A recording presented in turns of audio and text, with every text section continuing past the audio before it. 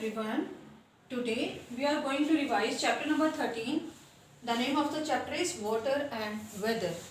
Okay, these are important questions I have already written on the blackboard, and these questions come in the form of matching, true, false, fill-ups.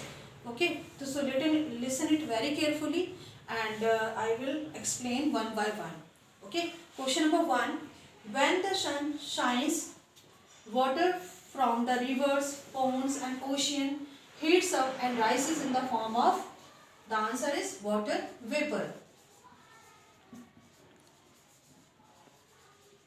जब sun shine करता है और उसके बाद उसकी जो रोशनी river के सोर्सेज पे पड़ती है, वाटर के सोर्सेज पर, रिवर्स है, पोन्स है, ओशियन है, सी है, तो ये पानी को क्या करता है, वह गर्म कर देता है, तब ये एवोपरेट होता है और ऊपर जाके क्या बनाता है, water vapour. When the water vapour contact with the cold air, जब ये कोल्ड एयर से कॉन्टेक्ट करता है तो it is a form of clouds.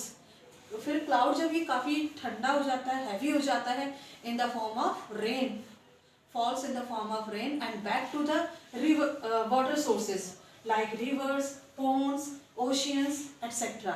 It is called water cycle. I have already explained 2-3 times and you understood well.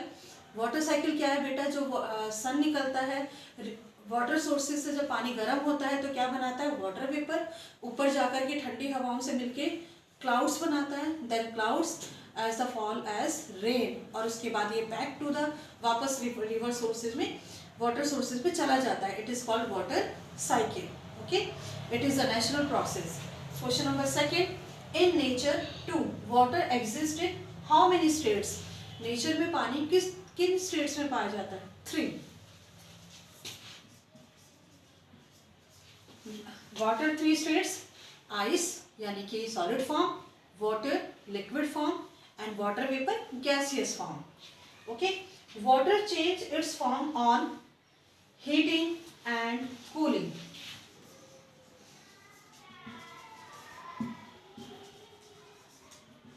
Water की जो states change होती है, एक फॉर्म से दूसरे फॉर्म में बदल जाता है, या तो उसको गर्म करो या फिर उसको ठंडा करो, 2 तरीके होते हैं. अगर हमें ऑन कूलिंग, अगर हमने पानी को ठंडा कर दिया तो water change into ice. Okay, it is a solid form. When the on heating, water change into water vapor.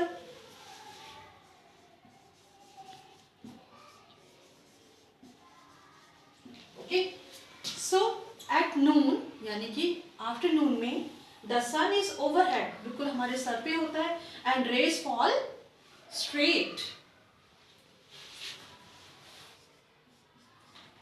Answer is straight.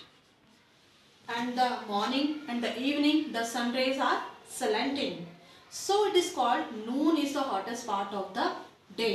क्योंकि दोपहर में सन बिल्कुल हमारे हेड पर होता है और जिसके रेज है वो सीधे हमारे ऊपर पड़ती हैं, इसलिए सबसे गर्म दिन कौन सा होता है, डे का कौन सा टाइम सबसे ज़्यादा वार्म होता है, noon. Okay, now question number 7. When the wind blow gently, यानी कि जब हवाएं बड़ी ही प्यारी चलती हैं, बस ऐसा मन करता है कि बस खड़े हो जाओ बाहर और बड़ा ही अच्छा सा महसूस होता है, it is called breeze. Okay, question number 8. Strong wind cause, यानी कि बहुत तेज चलने वाली हवाएं क्या कारण लाती है, स्टॉर्म यानी कि तूफान. और स्टॉर्म्स क्या करते हैं, रूट्स को, ट्रीज को अपरूट कर देते हैं, जड़ों से उखाड़ देते हैं. Question number 9. What we eat, wear and enjoy depends on the dash. The answer is weather. हम क्या खाते हैं, क्या पहनते हैं, किस तरह से एंजॉय करते हैं, ये डिपेंड करता है हमारे वेदर पे. जैसे कि in summer we like cold things, cold ice cream, cold drinks and wear cotton cloth, light colour cloth and activity and enjoy like swimming.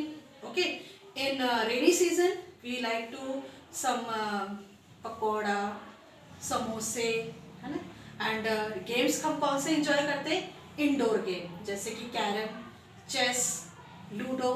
Okay, and हम खेलना पसंद कर लिया, और पहनते क्या है, gum boot and rain coat.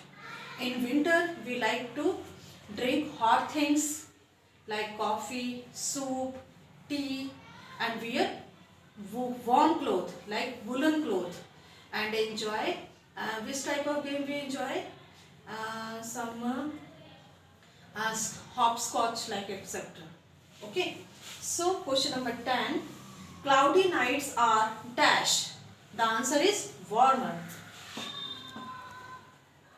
Cloudy day तो हमें कूल लगता है, बट सारे दिन की जो हीट होती है वो क्लाउड ट्रैप कर लेता है, और जो नाइट होती है वो हमें वार्म फील होती है.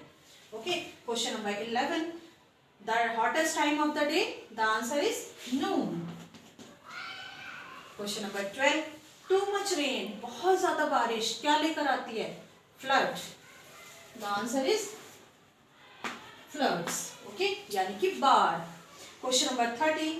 इन winter we like the heat of the dash. Winter में हमें सन की हीट बहुत ज्यादा अच्छी लगती है, हम सन में बैठना पसंद करते हैं. Question number 14. Accidents can cause on dash days. Maximum जो एक्सीडेंट्स होते हैं वो किन डेज में सबसे ज्यादा होते हैं? Foggy days. आप जानते हैं ना, कोहरा बहुत ज्यादा हो जाता है तो एक्सीडेंट के चांसेस बहुत ज्यादा हो जाते हैं. The answer is foggy. I hope you understood this chapter well. Thank you.